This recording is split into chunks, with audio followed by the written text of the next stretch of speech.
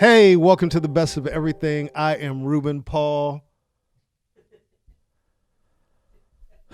And across from him, his poppin' brother, the one, the Juan, Oh, jeez. the lonely, Johnny Sanchez. That was a great pause, man. You got to admit, something about people a are good watching pause. this, but the people listening to this has to be going, what in the hell? Johnny is doing horrible pop locking moves, and I'm it's just bad. half-assing it, man. I ain't doing my thing, man. Really? Oh, what? No, what were you just imitating right now? Like one of my friends, one of my 3% black friends from Tulare, California. 3.6%. I'm glad you finally admitted the truth about that, man. Okay.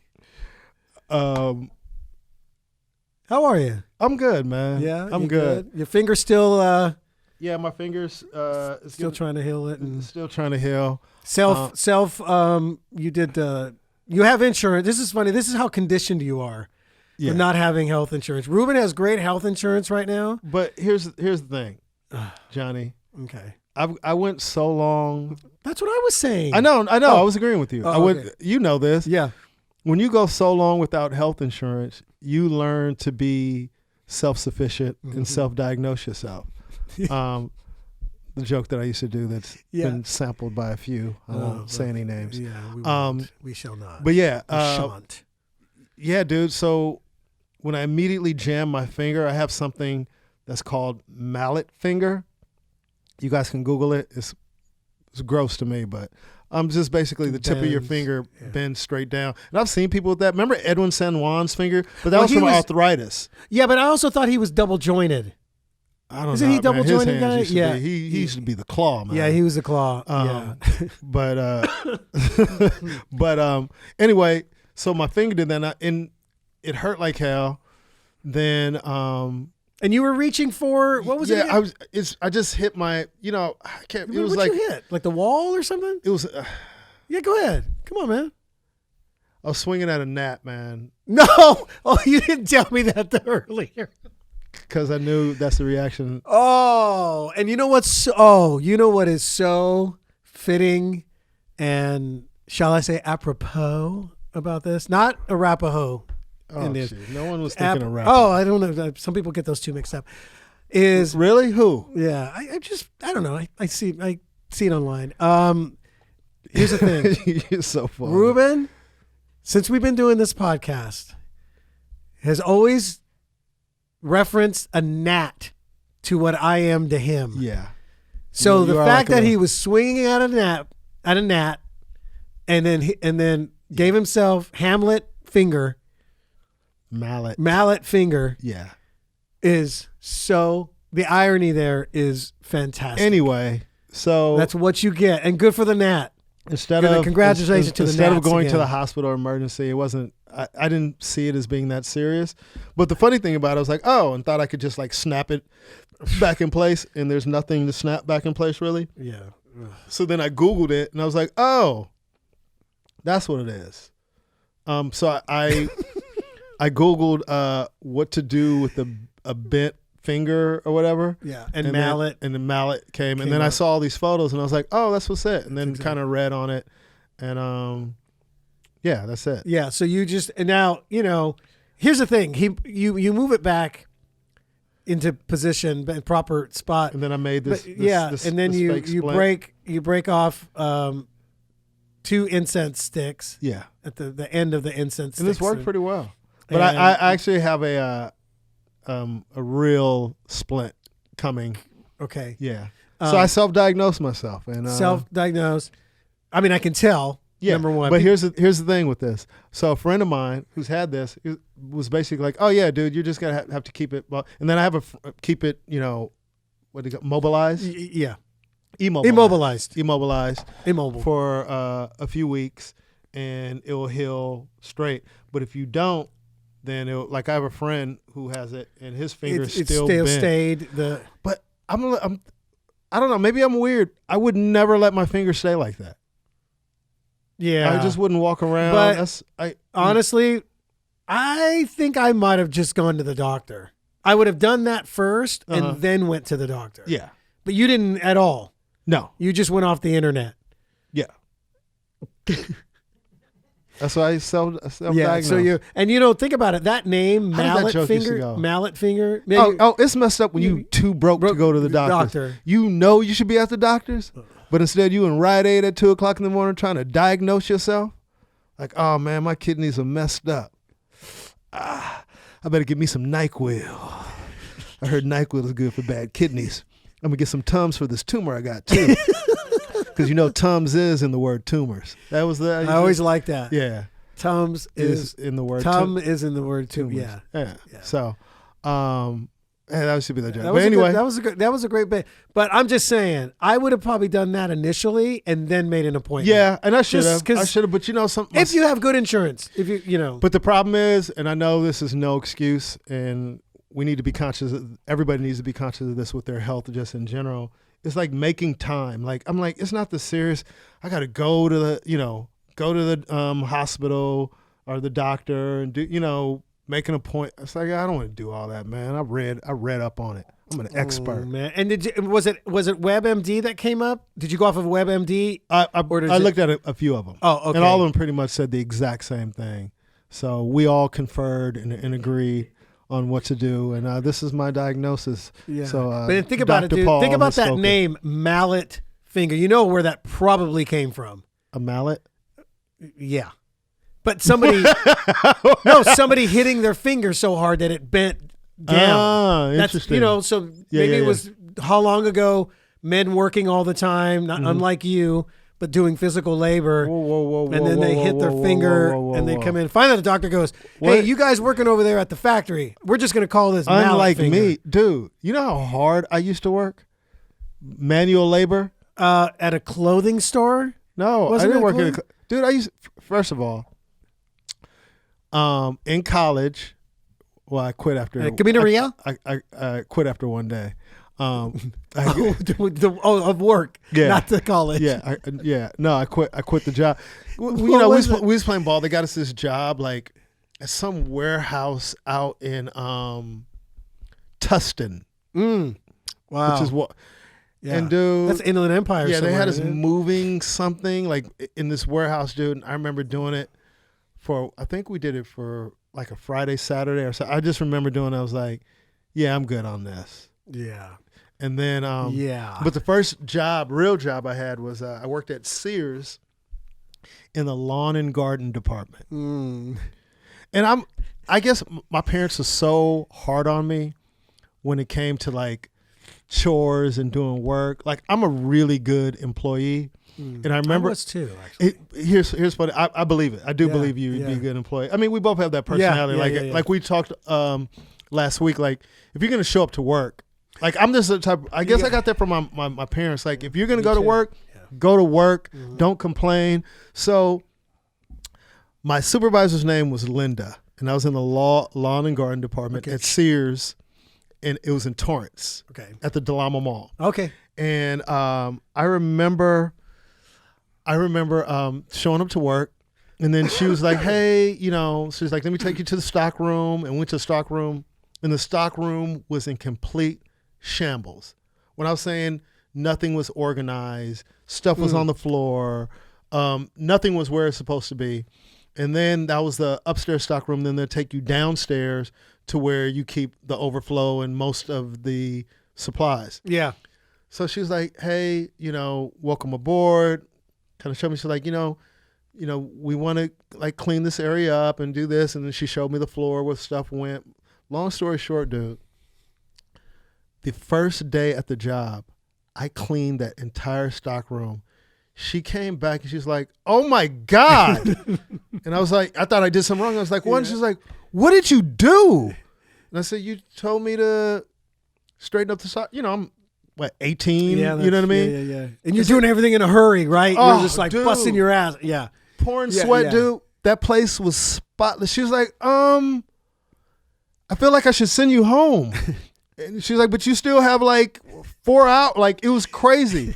So I was like, okay. And she kept looking at me. She goes, why did you? I said, well, you said straighten it up. It was my first job. Well, I had a paper route, but this is like my first job where you filled out an application and got hired, and you're gonna have a hourly check. So, dude, I cleaned that entire. And what I come to find out, that stockroom had been like that for like a year, and I cleaned it up in a day. So she was like, "Okay, get started downstairs, maybe." So what I learned that first day, and I'm not proud of this, but pacing. So, dude, I'm the type of person that, I kind of showed out too much the first day. So what I learned to do was, when she would give me specific things to do, there's depending on her schedule.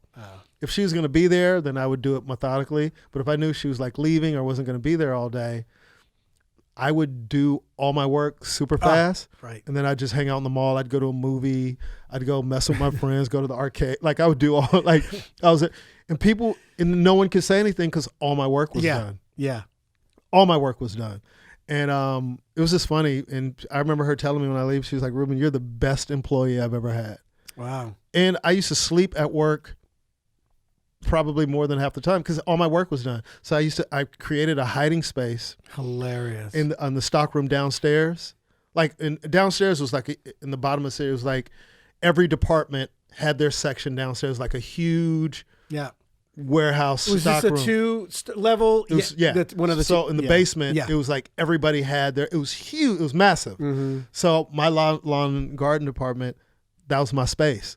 So I cleaned up everything, and then in the back in one of the aisles, I made a space where where I could put lay on stuff and just pass out, and I would just crash out. Then one of my boys worked in another department, and I tell him like, "Yo, man, I'm about to crash out. If you leave or whatever, man, don't let me oversleep." So he's like, "Yo, man, let's go get some need. I'm about to go home. Remember to clock out."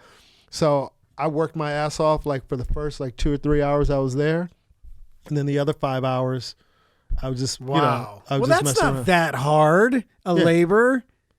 No, it was a lot of work, dude, but that's kind of was my mentality. Do all the work and then relax. Do all the work and then relax. So that's always been my mentality with whatever I do. And the other job after that was I worked at Delta Airlines. That's when I worked with D.L. Hughley's dad. And, when he was my mentor and I had no idea that I worked with his dad. I remember telling this story. Yeah. So the thing that's dope about working on the ramp at the airports is you only work when a flight comes in. You're either prepping a flight to leave or you're unloading a flight to go. Mm-hmm. So I don't know how they do it now, but when I was working there, you come in the morning and they'd have teams. They'd probably have, I think, 4 teams, like Zone 1, Zone 2, Zone 3, Zone 4. And then you'd have the flights you're going to work for the day. So if me and you are on the same team, we would have 4 flights that we're going to work on our entire shift. Okay. Now, you might have a flight, the plane was there from the night before. So it's like, okay, Ruben and Johnny, you're going to go load cargo into that plane. And then less than an hour before the plane is supposed to leave, then we'll put the bags on. So you'd either put cargo, which would be mail, or, frozen goods. Right. You'd stack that on first, and then you'd put the bags on in front of that. So after that plane left, you'd wait for the next flight to come in. So if the next flight didn't come in for an hour, you'd have an hour break. So you'd be in the that's why the airport job, man, is one of the best jobs. It was work, but you had the breaks. You had breaks, man. Yeah. You'd break for an hour. You know what I mean? Or sometimes an hour and a half. Or if a plane's delayed, then you don't have anything to do. Yeah. Unless it was another. What's your misophonia? Yeah, he keeps hitting the keys. It's driving me crazy. Your misophonia was acting out? My misophonia was screaming. Okay. All right. So you'd have these breaks. So you seem to find these jobs. Only 2 jobs my whole life. Yeah, if you don't mind me saying. It's like work, and then there's just these big breaks and rest and naps and everything. So, yeah. See, I worked at a couple of factories where you're on the assembly line. For real? You worked at the factory? Really? See? But before I did the factory jobs. I can do work. Chris! I worked at the factory? Oh my God. Let me tell you what I did. One of my first summer jobs. We're in the fields. Yes, but let me tell you what it was. What did you pick? No. What? Oh yeah. The top youngest mature cotton stem on the top of the cotton plant. It was a company my sister worked at called. Wait. Are you about to tell me you used to pick cotton? No, it was called Delaware Valley Laboratory. My sister got my cousin a job there, and they hired me for summer. Will you hire my family? Oh, Mike, neither one of them talked like that. But here's what we had to do. You'd have to, because it was all farming. They were testing, the Delaware Valley Lab would test the leaves for the farmers. If the pesticide, if there's insects, there's eggs, there's things on there, mites, stuff like that. So we would have to walk diagonally across a cotton field. Mm-hmm. And you're walking and you're trying to grab not every single row, but about every other row you want to grab the top mature leaf. And then you grab it. You got to remember though, this was summer in the San Joaquin Valley. Hot. Yeah. So anywhere between 95 and 105. Sometimes we'd get there and they had just irrigated the fields. Mud, dude, to the point where the rubber boots sometimes would stick and my foot would come out of the shoe of the rubber boot. So let me ask you this. You know how? Oh, let me just explain it. Yeah. So what we do, we grab, and we tear off the leaf and only keep a huge handful of stems. We'd put them in the bag and we'd mark which field it was. And then we amassed about 30, 40 of those. I did those all day for 8 hours, just walking across fields. That was for the entire summer. I was 16. So let me ask you this. And then they would test them for the farmers. Last week we talked about the Popeyes incident when someone got stabbed. Yeah. And my first thought was, please don't let it be black people. Yeah. This job that you're doing, if I had to guess the demo of most of those people doing that particular line of work. Oh, doing the testing? Yeah, doing the walking through the fields. What was the demo?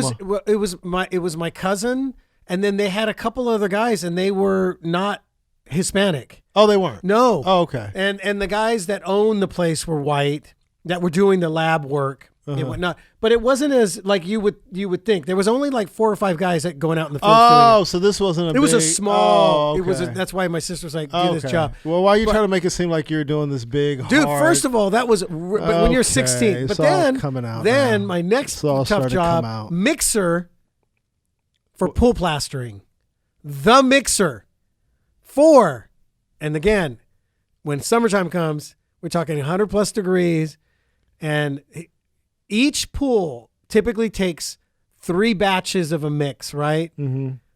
For one batch, it was 7 sandbags at 100 pounds, and 4. What company did you work for? You remember the name of the company? That one, those guys were the guys that my dad was working for at the time, the Dugan brothers. Like 6 white brothers. We're gonna get us a couple Mexicans and mix us some cement. Yeah. Oh, they were like that too. Those dudes were the biggest bigots, man. Really? They were. Oh my God. This is the '80s. This is like the late '80s, dude. So they'd say shit to me all the time, like, "Come on, Julio, hurry up, man." Are you kidding me? Yeah, I fucking needed the. Wait. They didn't talk to your dad like that. No, absolutely. But they try to slide some shit in on my dad. And then my dad would put him. No, he wouldn't play it. No. But see, my dad was working. What would your dad say? He would say, so especially that one guy, the one brother Eddie was really he was really the main racist one, Eddie, and then he was saying some shit to my dad like, well, you know what, saying stuff like you and the beans and the frijoles or whatever. Finally, my dad said, Eddie, you better watch it. I'm gonna pop out of here. I'm gonna hop out of this pool. I'm gonna kick your ass. And the guy Eddie jumped out. he was that kind of a heavy set guy. Dude, I could beat his ass, right? So he was like, no way was he so he really couldn't fight. So he started walking towards my dad, and my dad hopped out of I think my dad was doing the spa, and my dad hopped out and said, "Come on, Eddie," and then he just turned around and went right back. He said your father's like, nah. And my dad had him my dad was probably in his mid-50s, and this guy's like 28, 30. Yeah. And he turned around and walked back and whatever. So what other? But I was a mixer dude. So get this. So 7 sandbags, 4 cement bags, each pretty much 100 pounds each, right? And were for you one mix. And you were working with your dad? Yeah, but I was outside mixing on the truck, and my dad was inside pull plastering. How crazy is that to work with your dad? No, you know what? It was, and here I thought my dad was going to be. I thought my dad was going to be like, when I initially, he was like, "You want to come work with us, and you're going to make good money, Johnny. You're going to make great money, man." It was $100 a pull, dude. That was during summer, 3 a day. Oh, I mean, for 18, dude, that was like. But the hours were from.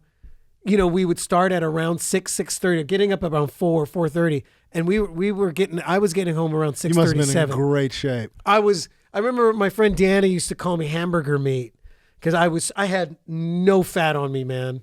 I was just sure. He was like, "You're just like meat. You're like," he's like, "Damn, dude, you got like, where's your fat? You have no body." I had like no body fat, dude. Lifting sand I know, all dude. fucking day in the sun. Yeah, when I worked at Delta, dude, I was playing ball and working at Delta. Oh, because this was college, right? Yeah. Oh, by the way, I just wanted to say this real quick. What?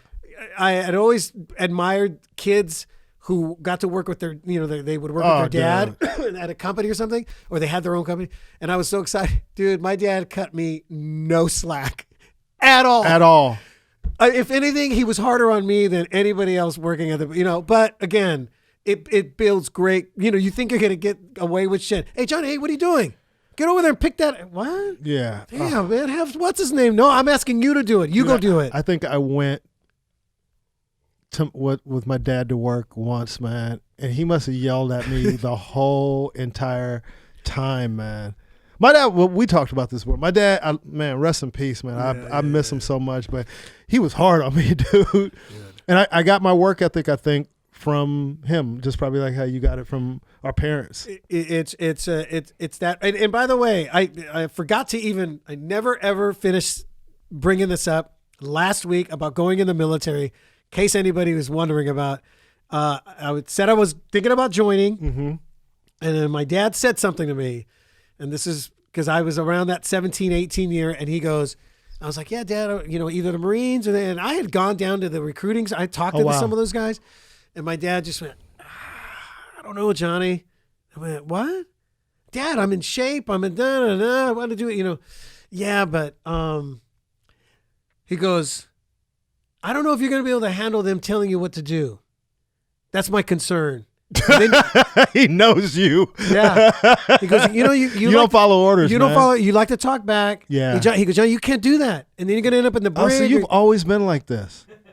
You've always No, been. I haven't. What you got a problem with? Man, I need to sit down and me and your dad will understand what I have to deal with on a weekly basis with you, man. So my dad kind of got me nervous because the phrase "gorilla on your back." You're like the gorilla, like you. But you realize that you would get so offended if I said that about you, and it's just a term. Oh, of course. Huh? That'd be racist as hell if you said it. Oh my God. Anyway. Why don't you just say Chihuahua on your back? Yeah. That's actually fitting. That's even better. Yeah. You're like a fucking barking Chihuahua on my back. Yeah. Barking in my ear. But people think I'm a Chihuahua, and then they find out I'm straight up pit bull, son. Honey badger, motherfucker. Honey badger. Up in this motherfucker. So really up in this motherfucker. Who are you imitating now, Johnny? Up in this motherfucker. Who are you imitating now, Johnny? I mean, really? I can't anybody talk like other? No, man. All right, listen. Up in this motherfucker. Honey badger, motherfucker. No, well, badger. All that is you and I. That's our own thing. Man, but you did it. No, because we start doing Uber. You gonna order that motherfucker Uber, motherfucker? Come on. Anyway, real quick. And he made such a point about it that it got in my head, dude. And I remember going, man, maybe he's right. Maybe I won't be able to handle the drill sergeant yelling. But I wish you'd have went. You'd be a better friend if you did. I think so too. And you know what I told my dad now? Like I said, Dad, I would have had no choice. You wouldn't have had any choice. There's guys way tougher than me that have been fighting their whole life as kids in the hard knocks, hard cities, urban, whatever. Those guys were suddenly like, oh shit, I can't say anything. I said, Dad, I would have conformed. They would have broke me, Dad. And then now he goes, yeah, you're right. Because, dude, I told you that's one of my regrets. He probably just didn't want you to go. He probably just didn't want you to enlist. But you know what's interesting? If I had gone then, when I was thinking about it, I would have fallen right. It might have been. I might have gotten out right before Desert. What was the Kuwait?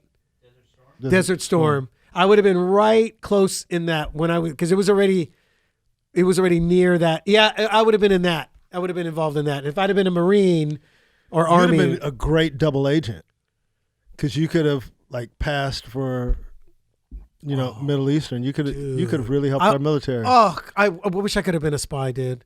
You'd have been good if they just sent you on a mission, and how would you have blended in? Oh yeah. Let me tell you. You want to know the coordinates? How you say coordinates? Let me tell you. I have only. Wait. What do you have for? Wait. What do you have for me though? You'd have been awesome, dude. Yeah, all these medals. Like, dude, I just do characters, man. I just go in and they tell me everything, man. Like, Johnny, we're sending you to Pakistan. This is going to work very good.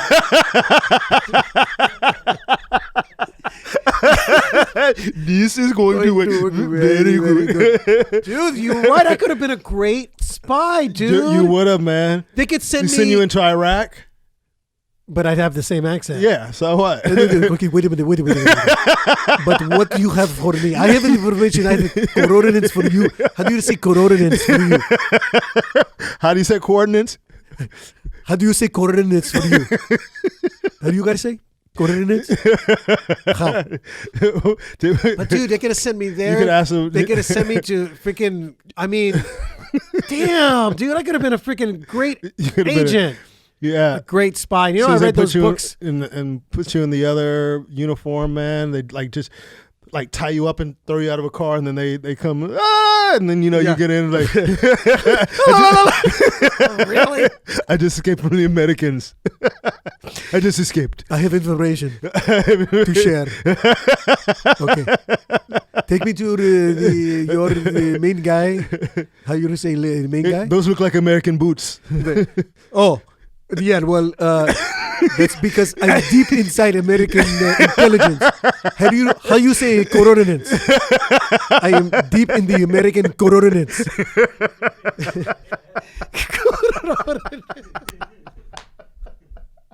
Oh my God! You know what's funny? Now there's like one Middle Eastern person listening, going, "Oh, really, motherfuckers? They've been enjoying the black and Hispanic shit the whole time." I love when these guys go back and forth with the black stuff and the Hispanic stuff. And then, really? Oh, really? Yeah. I'm calling Maz right now. That's what the guy said. Anyway, man. So we both had some hard labor jobs. So, how many jobs? I did pool plastering for like 2 years, dude. So how many jobs did you have before you started doing comedy? I'm not going to count the summer one because it was just a summer. Yeah, and then I don't count my paper route. Yeah, even though paper route showed me a lot of responsibility. Yeah, but that's still a job, dude. But anyway, let's just say like full time stuff. So, video store first. How long did you work at a video store for? I'd love to. Dude, that's when I started watching tons of comedy specials. Oh, really? Yeah. Do you remember the name of the video store you worked at? Yeah, of course. What's the name of it? Big Mike's Video. Really? Big white dude, 6'6", heavy. You worked behind the counter, checked people out. Oh, okay. Checking out videos, dude. At the that's really hard labor. No, that was before I. Hey. I had to stock the videos. Don't forget. Oh yeah, when they came in, the inventory came in, dude. That was at the heyday, and I remember telling him. I think I might have said this on the podcast before, but I remember telling him, people were coming in all the weekends were just, and dude, it was so. I had so much fun. I met so many people and friends, but it was great because they'd be like, do you know that was the thing back then? Have you watched this? Overboard, shit like that. Yeah, I could tell you. It's pretty good. It's good. The beginnings. I would hate to ask you. Yeah, dude. No, they loved me there. And I would tell people, I go like this. Johnny would be giving reviews. Yeah, like, dude, just check me out, dude. You this third one on Nightmare on Elm Street. I'm like, not as good as the first two, but hey, check out that. You know what I mean? Yeah. I was watching everything, dude, and I was people like going to a video store. Was so fun, man. It was, dude, and this is already past. This is pre-Blockbuster. This is just a little pre-Blockbuster. This is also no more beta. Everybody's on VHS now. Yeah, I mean, like it's all VHS, so everything's simple. It's simple, and it's. You remember so that people coming in, dude? Yeah, people. I remember people just. Not only that, we would have a list. Hey. Just for instance, Terminator 1, 2's coming or whatever. Can you put me down for the list? Have Mike call me. We would call them when it came in. Dude, how about when a movie comes out and you show up to the video store and go, "Oh, we're all out." All out, dude. Like, oh, yes. Yeah, but let me see. Somebody's supposed to be returning on Friday. So come back on Friday. We'll put your name on the list.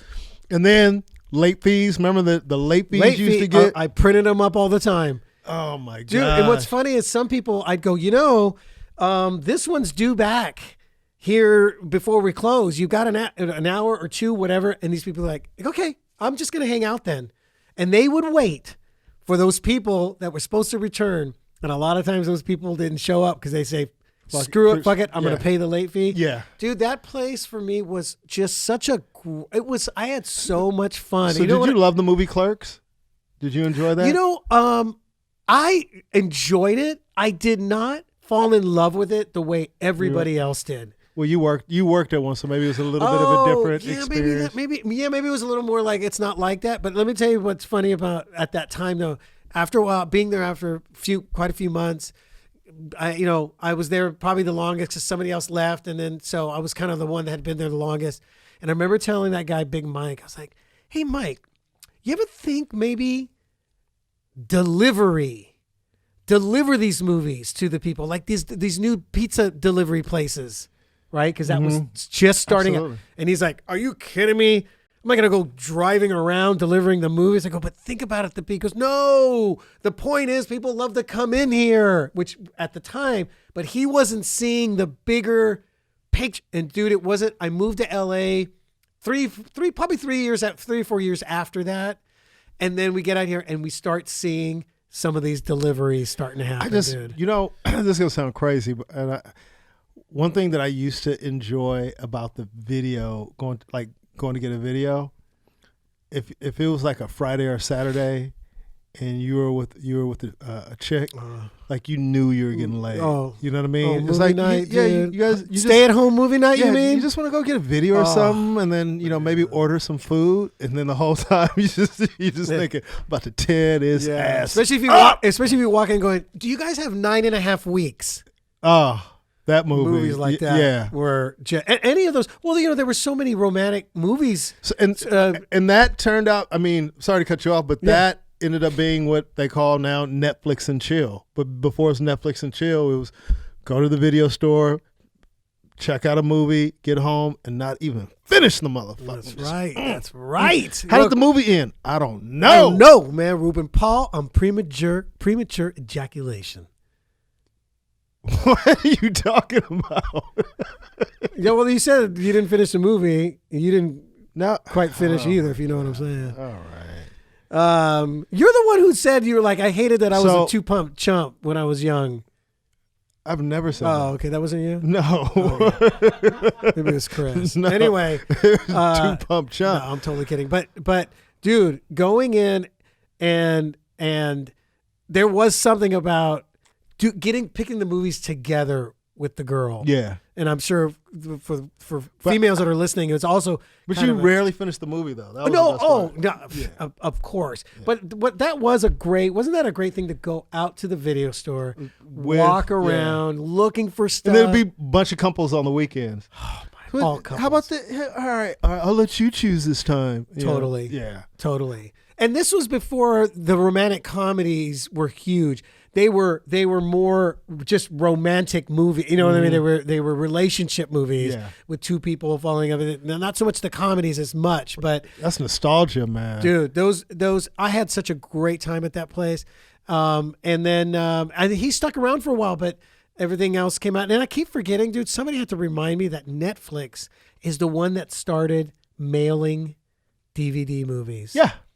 I had you forgotten. Don't remember that? Well, I had to be reminded. Yeah. Going, somebody's like, dude, can you believe Netflix? Remember? And I remember at that time going, how is this working? Where you're ordering and then you're mailing send in, back. Then you mail them back. Yeah, you used to come in the little thing. They used to send you the thing to mail it back. Yeah, and you seal it and mail it back. Yeah, and it was. Who would have thought that company?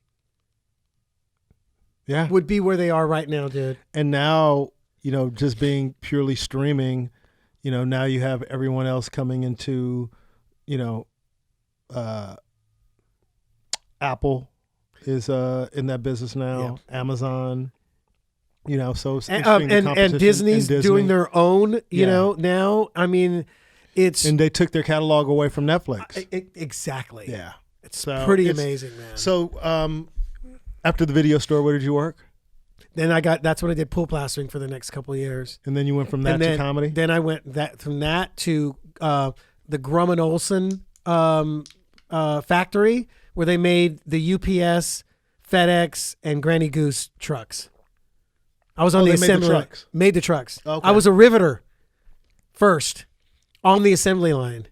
Jeez. And when you start, dude, the guys on the other side, inside the truck with the big panel, I was there with like that, right? Yeah.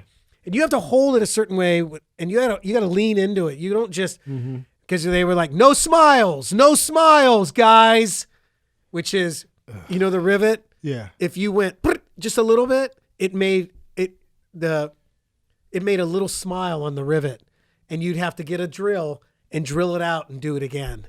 Wow. You're talking a shadow. First of all, it's going to get painted on. It's going to get painted over, and no one's ever going to see the rivets. Yeah. But that was quality control. Oh, we got some smiles over here. Got a smile over there, guys. Fuck you. But I ended up inside another department where I was doing. Thank God I had taken drafting in high school, dude. I was able to. How old were you during this time? This is all happening around that. At that point, that was probably around 2021. Yeah. And then I worked there for about a year, and then that's when no college, Johnny? 21 a semester. JC colleges. Shout out to College of Sequoias, aka University of Visalia. And then. One more factory, Lewis Rich. That's where I ended up at the Lewis Rich turkey plant. Oh, that sounds gross. And I was on the assembly line with the turkey, the cold cuts. Once I wasn't the guy cutting the turkey's throat or deboning. You should have seen the deboning department. It was already defeathered, and they're like, just everything, everything everywhere.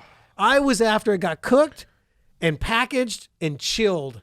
And we would it would come in and we're putting it in the plastic and then it gets sealed. But still, dude, on an assembly line, you're there for almost, they're there for 8 hours standing in one place. Wow. And then I moved to LA. And the rest is his story. History. All right. All right. Interesting. Yeah. So you don't need to talk to me about labor. You were That's some hard jobs, dude. Yeah, so basically no naps. Basically no naps and no little places to go lay down. That's just because I'm so smart. Yeah, that's why I feel blessed and fortunate. Like a lot of times we talked about this on the podcast on how people define success, especially in our industry. We always tend to compare ourselves to other people, which is you can never compare yourself because there's so many facets or situations that are people are on different journeys in life, and you can't compare your journey to somebody else's. But one thing when I was talking to Dom Herrera one time is, man, you're doing what you love and you're making a living doing it. You're successful. Yeah. Now it might not be where you want it yet, but still you should be grateful for where you are. So I always try to operate from a place of gratitude. And whenever I do get down, I think about, I haven't worked a job, like a day job. Because, unfortunately, sometimes actors and comedians, we have to get side jobs to pay our bills while we're pursuing our dream. Yeah. But to be able to make a living doing stand-up comedy for over 20 years, not having to get a side job is extraordinary. Because there's some times where, I wasn't working as much as I wanted to work, but still able to, make some money to pay rent or, take care of myself, to buy food, to do whatever needed to be done. And that's a blessing. And it's not, to say that there weren't times where I had to borrow money or, people come to your rescue or whatever you might need. But for the most part, people have regular jobs and still are borrowing money. It's just funny.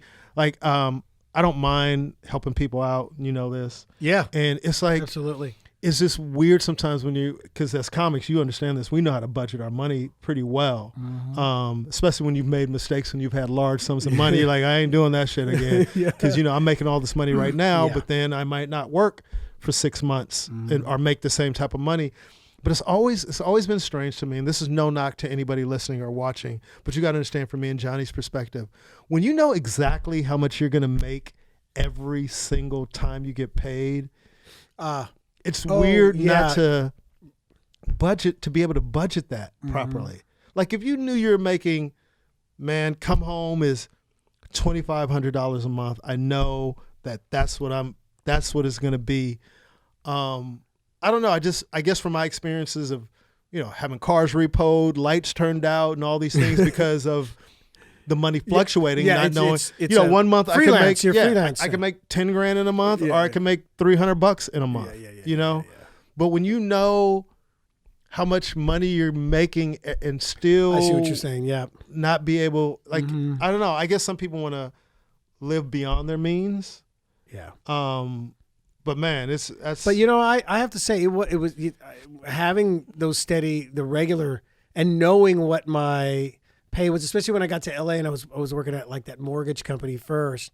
I knew what I had, so I knew exactly what I could and couldn't spend each week. Yeah. You know what I mean? To me, that was way easier, man. Way easier. Way easier to me. Way easier. That's why I don't. It's like, yo, dude, like how much you don't think about it, you don't plan on it, or the hard part is when you have a big month and you're like, oh man, let me get that, let me do this, you know what I mean? You buying shit, and then it's like, damn, I'm not making that same type of money this month, and that's why I'm really good at budgeting money and understanding, like, okay, this is things these are wants and these are needs. Of course. And really defining what needs are and what your wants are.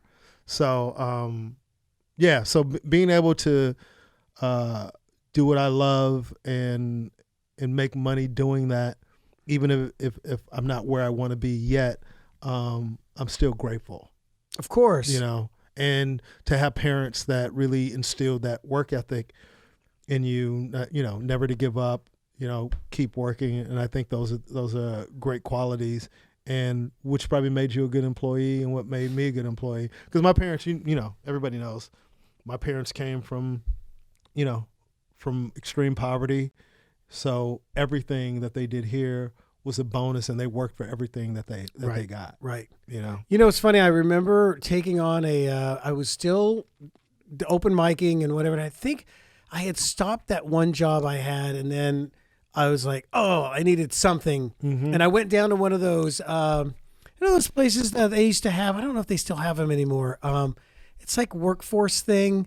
You go down and you sign up for work kind of thing. I've heard of those. But, it was popular back then. But anyway, I remember doing it, and they were like, oh, yeah, well, we just so happened that we're were doing they were building a Pet Boys in Van Nuys on Lankershim all the way past like near Roscoe, right? And it was so we get there, and they were like, all they had was the 4 walls, and everybody else is gonna help put up the rack, So somehow I ended up with this one gig putting up the major racks in the back where they're gonna be putting all the parts and all that shit. And me and this other dude got to drill into the concrete and then put the long studs it was a hard. I don't know. I remember looking around, dude. I'd seen some other guys who were putting up decals on the windows and shit. I'm like, how the fuck did I end up getting this? But anyway, I remember doing so good that there was a Mexican girl and a Mexican guy that was our supervisor keeping track, and it was it might have been a 3-month thing or not even that long. I can't remember. I just needed some extra cash and did it. I said, fuck it. Still open micing at this point, and I'll never forget the two of them were like, hey. Good luck with work. And if you need a recommendation, you're a hard worker. We're going to recommend. Yeah. And I remember I was like, oh, and it bothered me because I did such a good job on it. They're like, let us know if you need a reference somewhere.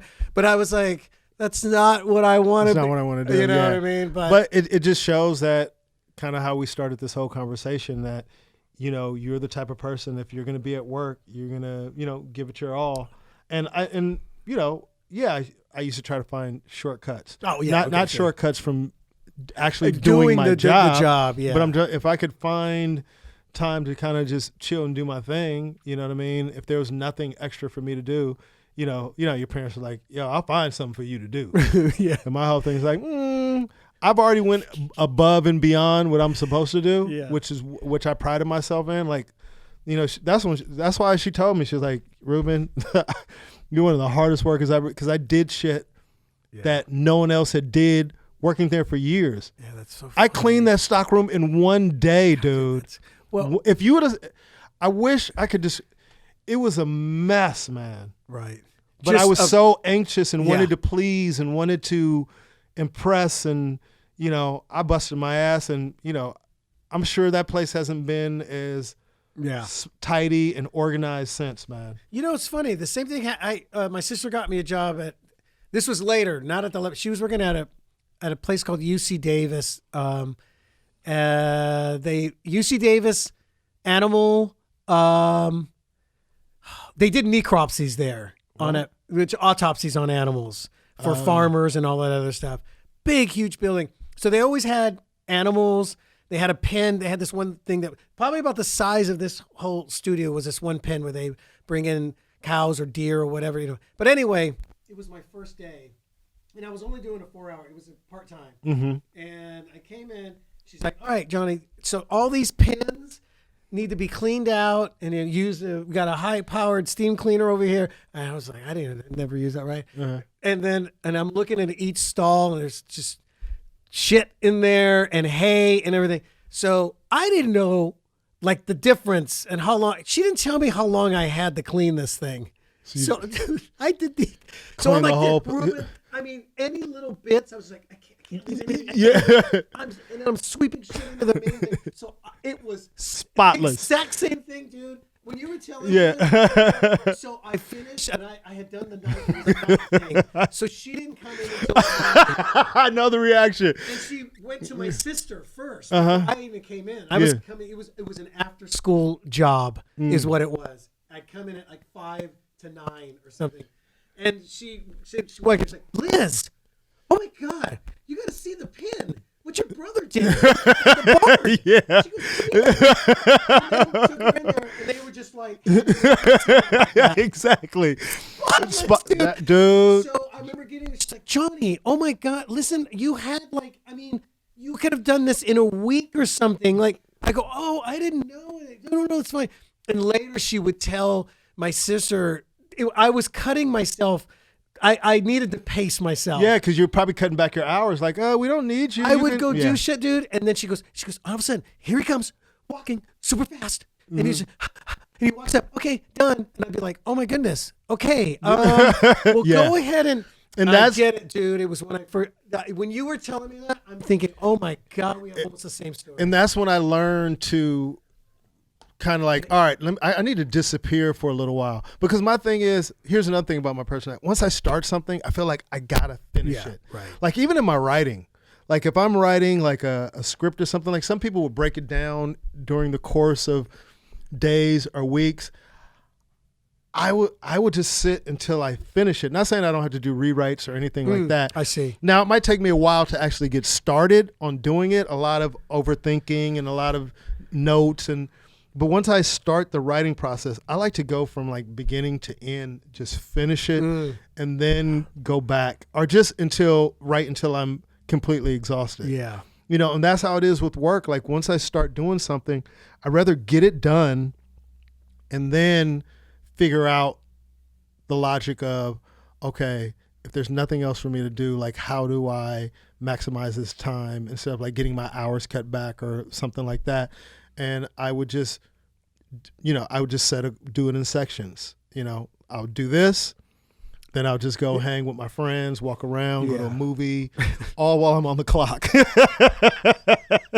All while I'm on the clock, That's dude. Hilarious. Then I'd come back, finish but my work was done hours ago. Yeah. So if anything did happen, there would be no one to say, hey, how come this isn't done? Like everything was already done. Yeah. And the good thing about having to work on the bottom of the warehouse was, that's something that somebody would check before it was time for you to go home. Mm-hmm. You know what I mean? So I'm gone all day and they're like, all right, Ruben, oh, wow. Okay, yeah, you can take off. And I'm like, yeah, I finished that shit 4 hours ago. I was at the arcade. I was at the arcade, dude.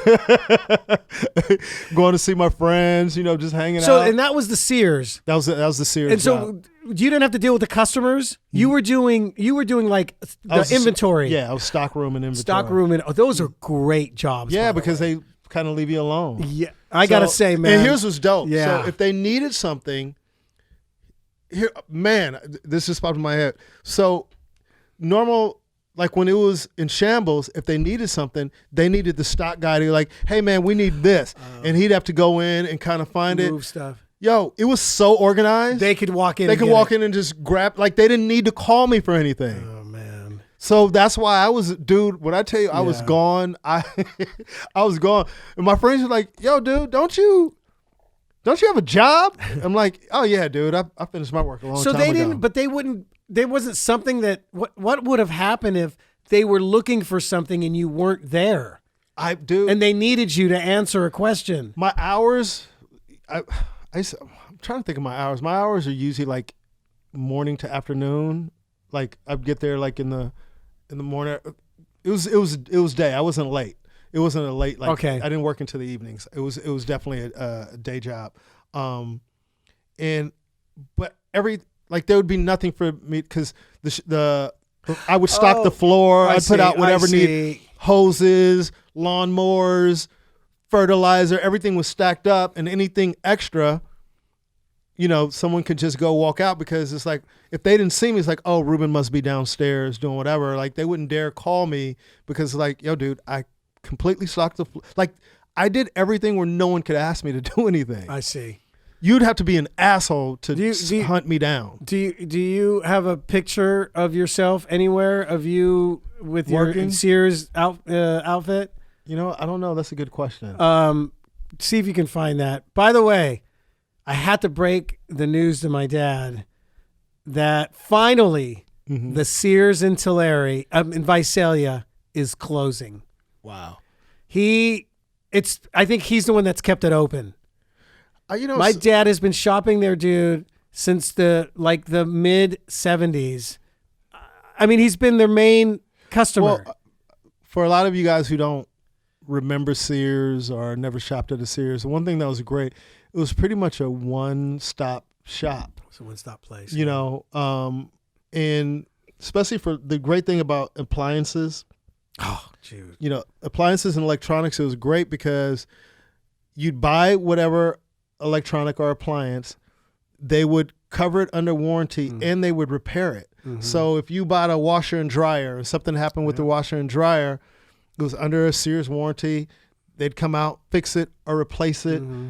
Television. That's all. So appliances and electronic stuff used to be good to get there. Man, and not clothing and stuff like that. No. and tools. Yes. Great tools.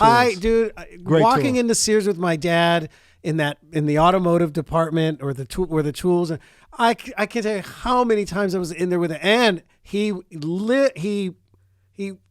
swore by the Die Hard battery. That's the only battery he would buy back in the day. And it's so funny because I went to South Carolina and I was there and they were like, hey, your batteries, Jennifer's dad was like, your battery's dead on your, on that Blazer because it's been sitting there. So we jumped it and I went, what? Really? There's no way I need a new one. So it started and I drove it around a lot and then I charged it and then I took it in just to get it checked and like, it's totally fine. You just need to charge it a little more. Die Hard battery, dude. Sears. Die Hard. And they did a hell of a job marketing that thing too. They did. Yeah. They did. And my dad, man, you're right. My mom and dad would get their refrigerators there. They would get their washers and dryers. I mean, growing up, it was Sears. Yeah. And it's funny because I said to my dad, I called him about it and I said, hey, I got some news for you. They're closing that. They're closing. No!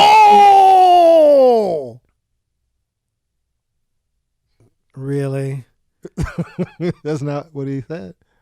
Not what he said? What he's Spanish? He's a Spaniard now? No, sir. What exactly did he say? Anyway, all right. So you called him, and then what was his reaction? You know what? I go, Dad, I gotta be honest with you. I got some sad news to break to you. And he goes, uh-oh. What? I said, uh-oh. They're fine. He goes, uh-oh, like that. And he goes, what? Like what? And he goes, uh-oh. Okay. What? And then I went, clear like that? Oh, my God. And then he said it clearly like that? Yeah. Like, uh-oh. I'm going to start recording our phone conversations with my dad. And, right. And then he goes, uh-oh, what? And then I go, they're finally closing the Sears in Visalia. And he laughed. No, he laughed. Okay. He laughed? He laughed just that I associate him with the Sears. And then what's funny is my mom had answered first.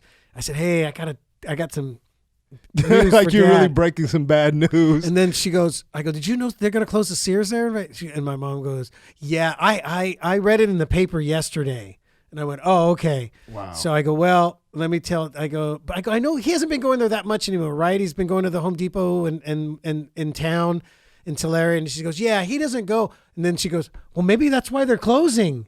He hasn't been there in a while. He hasn't single-handedly kept them open. Wow. But you know what's funny is my dad told me in the 60s it was Montgomery Ward. Yes. There was a Montgomery Ward in Tulare. So my dad, when we went there, he goes, then that closed. And I started going to Sears in the Jeez, Montgomery Ward. Montgomery Ward, dude. Montgomery Ward, J.C. Penney's. Here's another one. Love the J.C. Penney. Oh wait, Zodi's. Okay, we didn't have Zodi's in that's Kmart, a bigger city. Kmart. Blue Light Special. Dude, I used to hate when my mom got me shoes from Kmart. Tracks. Man. Dude, remember Tracks? Remember you'd get the shoes and they were connected. They had the plastic connecting them. They had it was a string, and before the plastic, there was a metal clamp that was on them. Blue. I used to look around going, felt so poor. None of my friends see me here. My mom would make a beeline for the Blue Light Special and go see what was going on over there. That was funny. The blue cop light. Oh my God. You know, hey, they make the announcement. There's 50% off over at the Blue Light Special. And you're just like, but you know what's so funny? To see another again, dude. Damn, Johnny. You keep doing that. I'm not even touching that part. My hand's down here. You're touching it, dude. Faulty cables here. Anyway, how about this? You'd be like, oh shoot, so and so sees me. Well, they're here too. Exactly, but you'd still be embarrassed. I know. Hey, did you hear so and so saw Johnny at Kmart? Oh man. But Kmart, J.C. Penney, yeah, we didn't have Zodi's, Montgomery Ward. Sears now gone. They're closing two more in the valley, Fresno, Visalia. Oh wow! They're saving Clovis. Apparently, there was a Sears in Santa Monica. Yeah, the one right there by near the pier. But I think has that one still open? You know what's weird? I think they closed. It's still. I see it there, but I don't know if people are going in there or not. Chris, is that one still open? Sears in Santa Monica. It's over by the Promenade. Yeah, by the Promenade. I have a feeling that's. I think closed. they just closed like within a year or two ago. And then right on Fairfax, dude, when I drive down Fairfax all the time, like a little before Melrose, I always look over to the left. There's a closed down Radio Shack. Oh, wow. Yeah, right. It's funny, yeah, when Radio Shack went out of business. Radio Shack and then Circuit City, because everybody started going to Circuit City after Radio Shack. Well, Best Buy, I think, put them all out. But Best Buy put them all, yeah. I don't think it's open. It says closed. Yeah. Oh, if it's closed right now, then it's closed. It's closed. It says closed like... it says closed like closed. Permanently, yeah. Yeah, it's closed. That's what closed usually means. Dang, Chris. I was gonna ask. I was gonna see if you want to go take a picture over there. Man, that used to be Sears. Lots of Oh memories. man, you know what we should do? The building's still there, and it says Sears on the outside. You think so? The last time I exited on that 4th Street, I saw it because I remember going, "Dang, that the building's there still," and it said Sears on. Remember, they used to have an automotive department at Sears. Oh, Yeah, absolutely. Yeah. That was another place that my dad would. He would You know what people don't realize, which is crazy, how long Nordstrom's has been around. Nordstrom's used to have an automotive department. Nordstrom? Yes. Isn't Nordstrom just clothing? Yeah, now it is. They got rid of it because the old folklore story with Nordstrom's is, Nordstrom's whole policy is they'll take anything back that you purchase. Okay. And someone brought back tires from you, and they took them back, even though they didn't even sell them anymore. There's some you could probably Google it, Chris. Wow. Yeah, there's some famous story about that. Damn, that's interesting, man. All those. Speaking of clothing, remember Miller's Outpost? Did you guys Oh have my it? God. Miller's Outpost. Yeah, I do remember that. That was like mid late 80s. Clothing, a lot of jeans. Remember Oak Tree? We didn't have an Oak You Tree. know? Oh yeah, you small Town, dude. We were Oak Tree, Jeans West. Okay, I remember Jeans West. Yeah, I do remember Jeans West. crazy. Yeah, man. Anyway, All right. Well, goodbye, Sears, Visalia. I know, man. Memories, man, of having jobs. I know, right? It's kind of neat to look back at those things that we. Yeah, and had. it's a reminder of we talk on even on a serious note. It's just your journey. Oh no, not just the journey, but just being gratitude, like having this conversation, thinking about all the past and all the jobs that we had and where we are now, and of course, me and you were. Still working our asses off, still have goals that we want to accomplish. Yeah, sure. But sometimes it's good to look back and go, you know what? Blessed to be where I am today. Grateful for those jobs and those experiences. Grateful that my parents made me get a job. Mm-hmm. Like I didn't go out and go, hey, I want a job. Yeah, it's like, no, you got to go get a job. Yeah. So just grateful for that, and my parents, unfortunately, never made it to retirement. They worked all the way through. When did your dad retire? Oh, boy. Good question, man. Maybe he was 70. Oh, yeah, because he was still doing pools on the side. Jesus. So he was that was his side thing. He retired. He got regular retired from the school administration, doing maintenance and all that stuff. And then he continued to plaster pools on the side. Wow, your dad is something. I'm gonna ask him. that. And how about if he's 84 now? Yeah, I want to say. You know what? Maybe around somewhere between. I'm gonna say 70, 75 is when he. You have to ask him. I'm gonna ask him. Wow, that's a long time to work. A long time. Now, did your mom work or she was stay at home? Stay at home. That was the deal. Man, my dad said your dad is dope. Stay home, raise the kids. You click, but the house, you do it was 1957, dude. Yeah. You cook and you make sure the house, and you take care of all the bills. In other words, he would come home. Give her the money. She go pay the bills. Had dinner for all of us. So once I moved out, she stopped cooking. Once I moved out. Well, let me ask you this. We won't go, and we'll talk about this on another episode. Yeah. Your opinion, and I don't know if you ever had this conversation with your mother. Did she ever regret not having a job, or did she enjoy being a housewife? I think we've tried to ask her that. I know I asked her before, Mom, because at one point Was it right after I moved? No, it was while I was in high school. I think my sister got her a part-time job filing at her company, and for some reason it didn't go very long. And I don't know if that was my mom that didn't like it, or and I think it was my mom was like she didn't like it or whatever.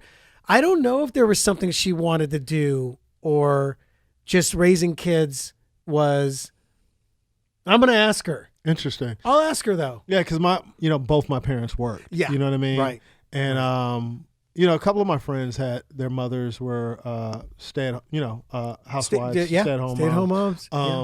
So, I was just curious about that. But it's just, I'm sure she had, at some point after you guys were adults and moved on, that's the kind of point where I always wonder is like, is there a moment where she's like, I kind of wish like I don't have anything to do now. The kids are grown. Yeah. But your mom must have hobbies and stuff, things that she enjoys doing. And here's what's weird. She embraced it to the hilt because that house of ours is spotless. It's still spotless, dude. Yeah. We can't put our finger and find dust anywhere in that house. So it's almost like she's still in the same routine that she probably had when we were kids. Yeah. Laundry on this day, dusting on this day, mopping on this day, bills. She's got literally the same routine, dude. And we'll end the episode with this, man. Isn't it crazy when they say they don't make women like that anymore? Oh, but it was a different time, and there are a lot of great women out there. And I think about my mom, just the type of woman she was. She worked a full-time job. She raised kids. She, had, they had the Haiti mission where they were raising money. My father would go out, my father had his day job, then he'd go out and preach at different churches at night. She did a lot, man. Yeah. She did a lot. And my father wasn't easy to deal with. Right. You know what I mean? My father's very spontaneous, bring people home. Oh, I see. Yeah, right. Do a lot of things that my mom was like, yo, you can't be bringing, we got kids. Yeah. Who are these strangers that you're bringing home? But my father, hey, homeless people needed a place to stay, people coming into the country. I've told the story before. I'd come home and there'd be people living with us. And my mom was like, yo, dude, hey, I need to talk to you for a second. Yeah. Muxy Ubaga, would go into this whole thing and just, and I remember, this is a crazy memory. I remember food constantly being missing because we always had people staying with us. And my mom cleaned out, it was a front door, and then there was a closet that they turned into a storage closet with a key on it. My mom was the only one who had the key, and you could only get certain things out of that, And if you didn't get it before she went to work, or she didn't put it in the fridge or put it out, you're not getting it until she comes home from work. Wow. But she had to do that because they were spending so much money. They were feeding so many people, and then sometimes we would be left without. So my mom had that closet, man. But isn't that amazing? She's, it was a different era. People don't understand. People used to help out in different ways back in the day. It was so different. They had this thing about my mom she used to suffer from migraines, and her migraines would last you told 2, me about 3 that. Yeah. You said days, really sometimes bad. 4 days. Yeah.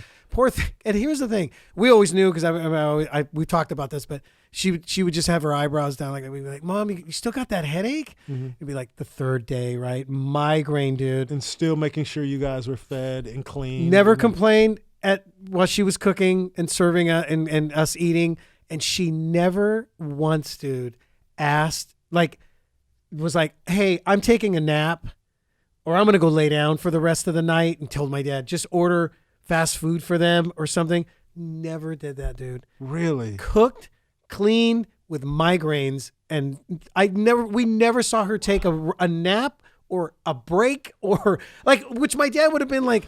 He used to say to her, he's like, "Candy, you want me? I'll go take the kids again." He's like, "No, I got it.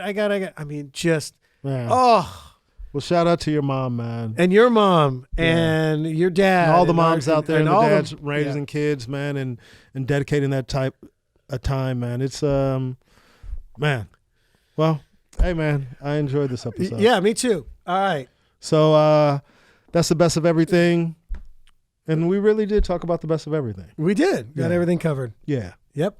Well, thank you guys for listening. You can find us on YouTube, Google Play, Spotify, iTunes. We're back on iTunes. We had a little bit of a glitch. But now all the episodes are back if you want to go listen to some other episodes that didn't get posted. So thank you guys for listening, and we appreciate you guys. And Rubee Tuesdays was fantastic last night. Thank you, Russell Peters, and everybody, who did the show. Yeah, always great. Yeah. All right. Thank you guys. Rubee Tuesdays every Tuesday night, 9:30, Hollywood Laugh Factory. We out. Rubee motherfucking Tuesdays. This show is all about diversity and bringing everyone together.